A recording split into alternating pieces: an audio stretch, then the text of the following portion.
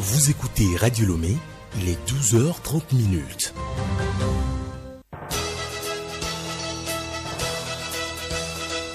Le journal Hélène Assabi.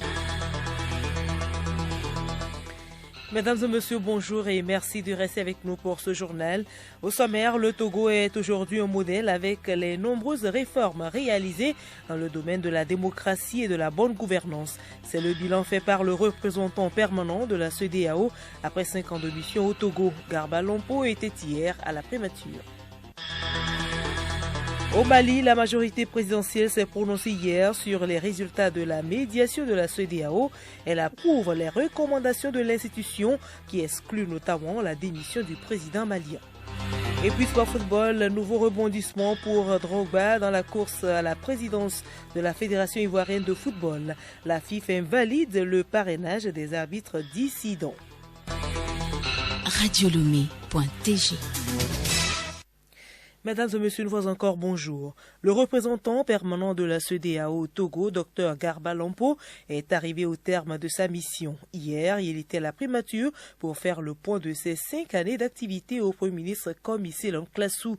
Le diplomate a également saisi cette occasion pour remercier le chef du gouvernement pour la collaboration fructueuse qui a prévalu entre l'institution sous-régionale et le Togo durant son mandat.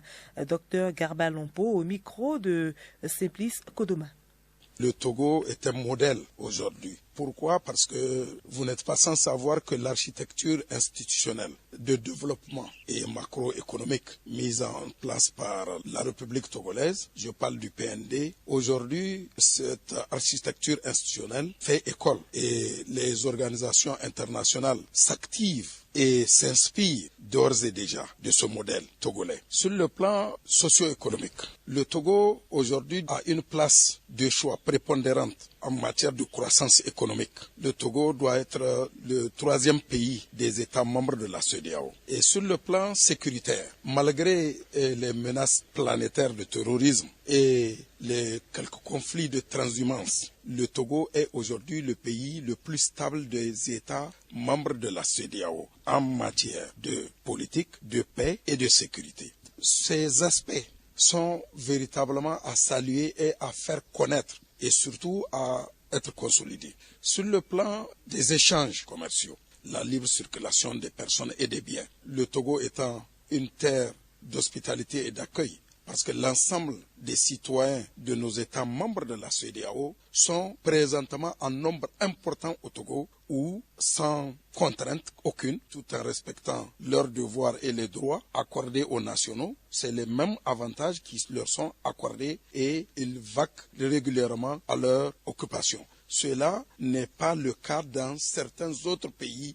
africains ou même un peu dans certains pays de la CEDEAO. Donc ça, c'est aussi une très bonne note et des références d'autres nations cherchent à s'inspirer de ces pratiques afin de les mettre en œuvre à leur niveau et d'autres organisations sœurs de la CEDEAO. En tout cas, c'est des aspects que nous, en tant que diplomates de la communauté, nous devons dire parce que c'est une réalité. Le Togo est un pays qui a véritablement adhéré aux idéaux et objectifs de la CEDEAO. À l'instant, Dr Garba Lompo, représentant permanent de la CEDEAO au Togo en fin de mission. Prochaine reprise des cours en présentiel à l'université de Lomé. La police universitaire, les scouts et les représentants d'associations de l'université sont en formation depuis ce matin. Ils sont outillés sur les mesures barrières et les approches de communication en vue de sensibiliser tous les usagers du campus universitaire dès la reprise des activités. Juliette Kamdé. L'université de Lomé envisage une reprise des activités pédagogiques. Aucune date n'est pour l'heure avancée, mais les autorités s'y préparent activement. La formation lancée ce matin réunit les acteurs de la sécurité de la plateforme universitaire. Madame Kafoui Pegba, 2e vice-présidente de l'université de Lomé. Il y a 2 groupes. Un groupe constitué du corps de police de l'université de Lomé, avec les scouts de l'université de Lomé. Et le second groupe, c'est les scouts et les différentes associations qui nous accompagnent dans les activités universitaires. Donc pourquoi ces 2 groupes? En fait, nous formons les formateurs et nous formons ceux-là qui seront la pointe de la sensibilisation sur le campus. Les acteurs en formation sont outillés pour surtout sensibiliser la communauté universitaire sur les bonnes pratiques en cette période de crise sanitaire. Madame Kafui Pegba. D'abord, les vigiles, donc le corps de police de l'université de Lomé, c'est pour leur donner les éléments clés, donc leur faire comprendre ce qui se passe au niveau de cette pandémie et surtout leur apprendre comment approcher les étudiants et les sensibiliser. C'est pas la répression dans ce cas, mais c'est la sensibilisation. Et pour sensibiliser, il faut avoir des outils de communication qui vous permettent de passer le message comme il faut. Pour ce qui est des étudiants et des scouts, ils ont aussi leur organisation de formation nationale. C'est pour pouvoir rassurer et la communauté universitaire, donc les étudiants, les enseignants, le personnel, rassurer les parents et rassurer l'État que nous sommes en train donc de nous outiller pour accueillir les 65 000 étudiants qui vont arriver et le personnel. 65 000 étudiants sont donc inscrits, mais avec le système LMD, environ un quart à un tiers sont présents en même temps, ce qui constitue encore un atout en matière de gestion des infrastructures dans le respect des mesures barrières. Merci à vous, Juliette Kamdé. Les membres du syndicat des travailleurs de bois et activités connexes du Togo ont mis ce matin en terre 10 000 jeunes plants à Agoto, centre dans le Yoto. Cette activité s'inscrit dans le cadre du programme national de reboisement du Togo 2017-2030. L'opération de ce mercredi marque le lancement de la phase exécutoire de la campagne nationale de reboisement 2020 qui a pour thème plantons et entretenons les arbres pour garantir l'emploi dans le secteur forestier. Et nous poursuivons avec ce communiqué du ministre de la Défense et des anciens combattants. Les candidats retenus après étude de dossier pour passer le concours d'entrée à l'école du service de santé des armées de Lomé et Salles, section 2020, sont informés que le dit concours aura lieu les mardis 11 et mercredi 12 août 2020. Ils sont donc priés de se présenter au lycée de Tocoin, face Colombe de la Paix, mardi 11 août 2020 à 6h30 munis d'une pièce d'identité, de la quittance d'inscription et de quoi écrire. Le port de bavette est obligatoire pour chaque candidat au cours du concours. Consultez Togo Presse pour voir les noms des retenus. Le journal Hélène Assabi.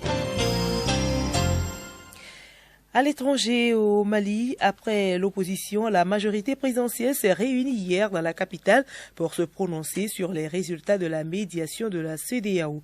Elle approuve les recommandations de l'institution, contrairement à l'opposition qui a néanmoins appelé à une trêve dans la désobéissance civile. Geneviève Pognon.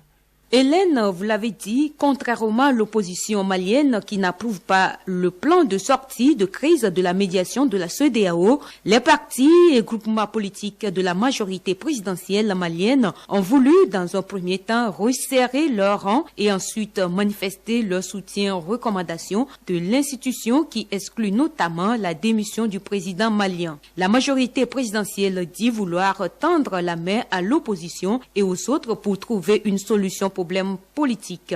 Aucun sujet ne sera tabou au cours de ces rencontres, ajoute le représentant de la majorité qui précise que son camp a applaudi la trêve de la désobéissance civile décidée par les opposants. Cette dernière est prévue au moins jusqu'à la fête religieuse de Tabaski le week-end prochain. Une accalmie semble donc être au programme, même si le M5 continue à exprimer son désaccord avec les propositions de la CEDEAO. Au-delà des questions constitutionnelles, pour l'heure, la proposition de faire entrer le M5 dans un gouvernement d'union nationale ne semble pas convaincre. Côté CEDEAO, l'ouverture de nouvelles négociations ne semble pas non plus à l'ordre du jour.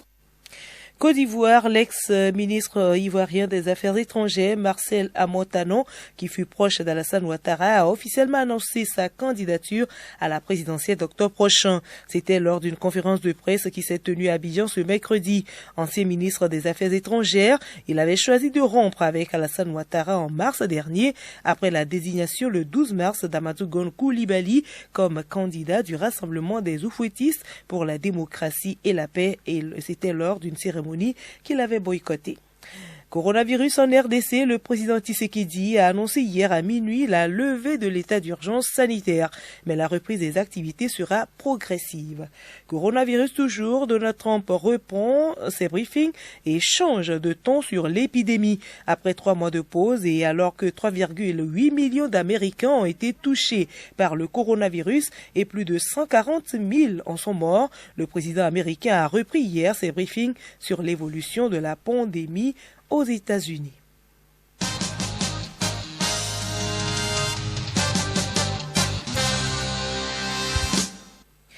Bientôt la période des pluies hivernales qui est souvent caractérisée par une stagnation des eaux sales et dépotoirs ou décharges en décomposition pouvant causer à la population le choléra. Magazine Santé Plus nous éclaire sur les dispositions à observer pour éviter cette maladie dangereuse et rapidement contagieuse. Alice Baranda. Le choléra est une maladie diarrhéique due à une bactérie appelée Vibrio cholerae qui entraîne une diarrhée massive et régulière, des crampes au ventre et des vomissements. Cette situation crée chez la personne atteinte une déshydratation accrue pouvant conduire à la mort. Dr Landor Dadja Essoyo, médecin épidémiologiste. La cause, c'est une bactérie qu'on appelle le Vibrio cholerae. Le Vibrio cholerae qui peut se retrouver dans les selles et donc la transmission est oro-fécale. Et lorsque il y a un manque d'hygiène corporelle, un manque d'hygiène autour des maisons, on peut transmettre ce vibrio-là dans les aliments, dans l'eau que nous consommons. Et donc, en consommant ces aliments, cette eau qui est suivie par le vibrio, on fait rapidement la maladie. Tout cas de choléra est une menace pour l'entourage, car cette maladie est rapidement contagieuse. Quelles conditions tenir alors pour éviter sa contamination, docteur? D'abord, on demande à chaque individu de prendre en compte l'hygiène corporelle. C'est-à-dire que se laver les mains avant de manger, après les selles, pour ne pas disséminer la bactérie responsable du choléra. Ensuite, au niveau communautaire, c'est l'utilisation des latrines. Jeter les ordures de façon hygiénique pour ne pas permettre aux mouches de venir se déposer sur ces ordures-là et transmettre aussi la maladie. En dehors de cela, en utilisant l'eau des forages traités, l'eau de la TDE qui est propre, ou alors, à défaut, utiliser du chlore pour traiter cette eau-là, pour avoir de l'eau potable pour en consommer. On recommande aussi de manger des aliments chauds. On a une chance que le vibrio cholerae soit tué. Maintenant, lorsqu'on a un malade chez nous, il faut l'amener rapidement à l'hôpital pour se faire traiter.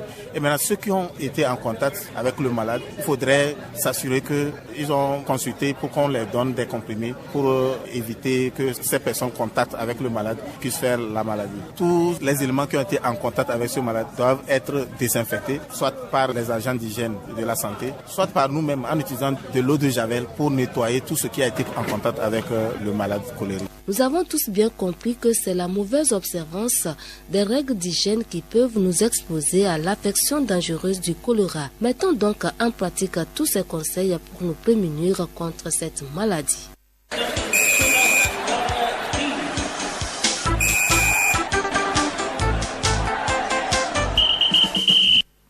Sport football, nouveau rebondissement pour Drogba dans la course à la présidence de la Fédération ivoirienne de football. La fédération vient d'invalider le parrainage des arbitres dissidents. Sibi Lawson.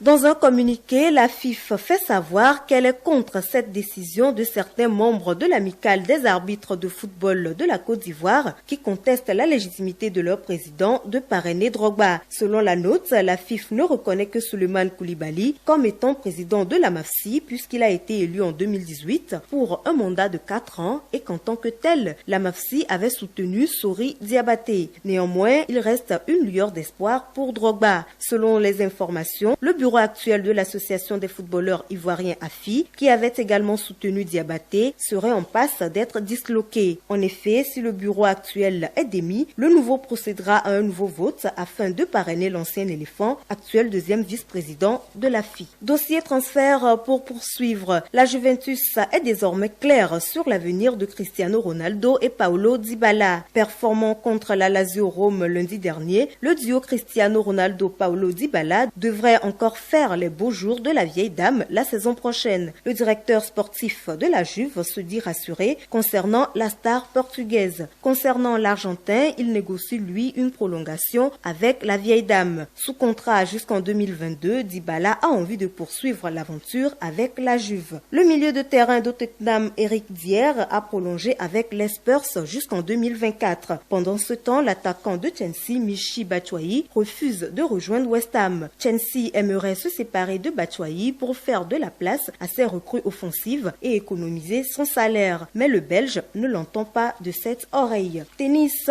pour finir, le tournoi de Washington qui devrait sonner la reprise du circuit masculin à la mi-août va annoncer l'annulation de son édition 2020, situation sanitaire oblige. Le coronavirus aux États-Unis avait déjà contraint les organisateurs à annoncer l'annulation du tournoi féminin. Le doute plane également sur le Masters 1000 de Cincinnati et l'US Open.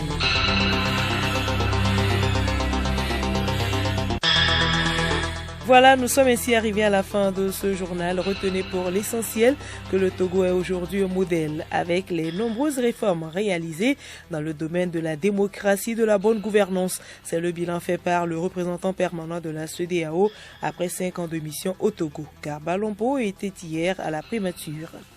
Rubrique coronavirus à présent, le monde est appelé à vivre désormais avec la pandémie du coronavirus. Alors qu'aucun vaccin n'est encore trouvé, seules les mesures barrières et hygiène nous protègent contre ce mal du siècle.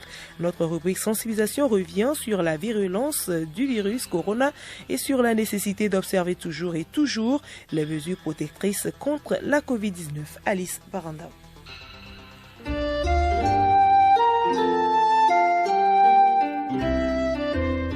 Le virus corona est hautement pathogène et rapidement contagieux. Il sème des hécatombes dans les pays.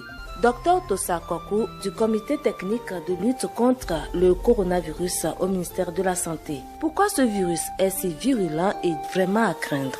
Merci pour l'effort que fait Radio Lomé pour répercuter les orientations données par le gouvernement et le ministère de la Santé dans ce fléau qui atteint le monde depuis plusieurs mois. Et le virus du Covid-19 est effectivement à craindre, sinon que ce virus pose un problème de santé publique majeur. L'OMS l'a déclaré, urgence de santé publique de portée internationale. L'urgence est montée, c'est devenu une pandémie. Et qu'à cela ne tienne, les chiffres de malades, les chiffres de décès qui sont publiés de par le monde montrent déjà que c'est un problème très sérieux qui n'a pas de limite, qui touche tous les pays pratiquement, qui touche beaucoup de familles. Et nous sommes tous à risque au jour d'aujourd'hui, d'autant plus que le risque est aujourd'hui très élevé partout. Et ce virus a une capacité de transmission très élevée.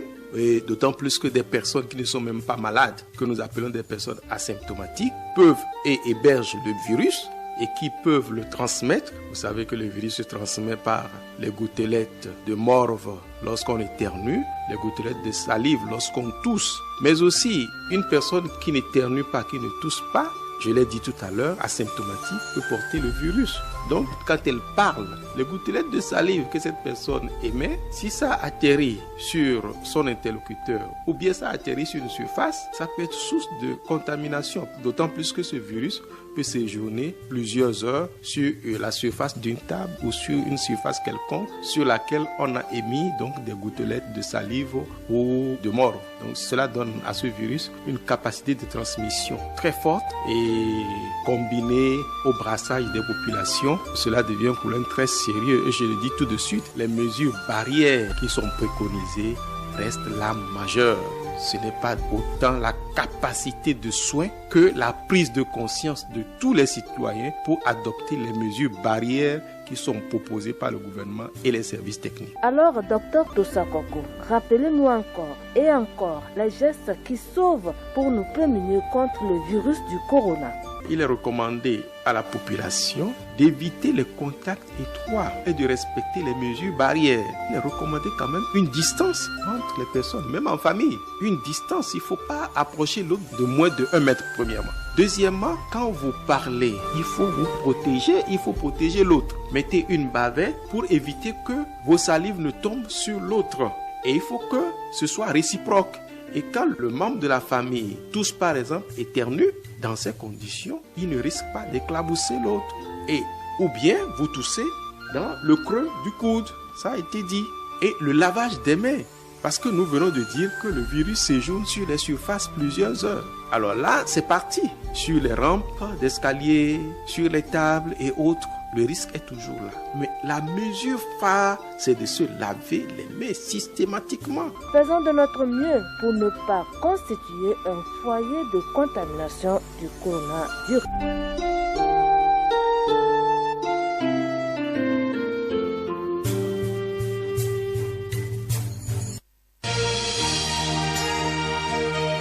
Radio Lomé, boîte postale 434, email radiolomé@radiolomé.tg.